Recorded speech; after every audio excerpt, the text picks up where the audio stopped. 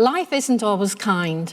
We can be hit by unexpected storms and go through very bleak times, but the certainty of Jesus' death and resurrection just make all the difference. Hello, I'm John. Hi, I'm Sharon. We live in Tilehurst, part of Reading.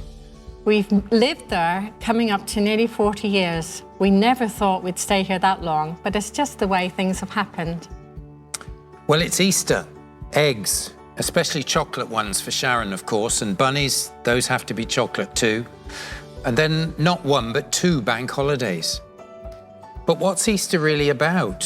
Where did it come from? Who invented it? Well, the first Easter, nearly 2,000 years ago, changed history. Jesus Christ was tried in an illegal court and condemned to death by crucifixion. But unbelievably, that wasn't the end of the story, because he came back from the dead 3 days later.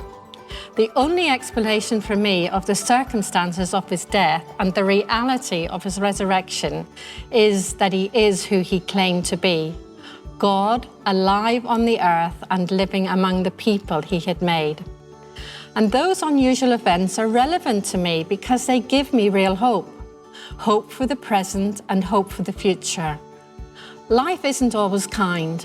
We can be hit by unexpected storms and go through very bleak times, but the certainty of Jesus' death and resurrection just make all the difference. That's a good point, Sharon, because it's important to understand that the Easter events are true. They're not invented fables or wishful thinking. The evidence for the resurrection of Jesus is actually overwhelming. The lawyer Lord Denning, who held one of the most senior legal positions in the country during the 1980s, once said that in his view as a lawyer, the evidence for the resurrection of Jesus Christ was far greater than that required to secure a safe conviction in an English court.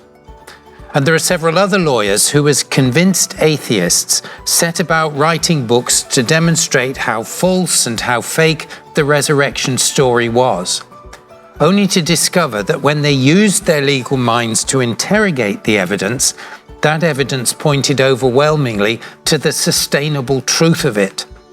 And as a result, they had to discard their atheism and accept it was true. Easter can be full of all sorts of emotions for me, because the death of Jesus reminds me that I'm not good enough on my own to be part of God's family.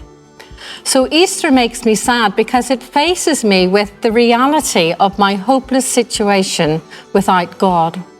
But it also fills me with joy and hope because Jesus, who died instead of me, is alive, so I can receive the benefits of what he has done for me. And what carries me through dark times is knowing God is there, alive and interested in me and the details of my life. When my dad died suddenly in the middle of the night, no goodbyes, when I miscarried our first child, and when my grandson died in his sleep just before his 2nd birthday, and even during this horrible year of lockdown after lockdown, there is light and hope because of who Jesus is and what he's done. And that he really is alive and has done for me what I could never do for myself. Jesus shows us that hope and peace are not about trying to make ourselves good enough for God. We can never hope to succeed by that route, but God knows that. So he reached down, in fact, he came down to where we are to rescue us from our hopelessness without him. There is hope. There is an explanation for life that science alone can't give. Why we're here, where we've come from, and where our future can be. There is reason and purpose to it all. There is hope. Jesus is alive. He really is. There are some words in the Bible that, although they don't mention Easter, summarize for me what Easter really means. And they're from the Psalms in the Old Testament, and they say, "But I trust in your unfailing love. My heart rejoices in your salvation. I will sing the Lord's praises, for he has been good to me."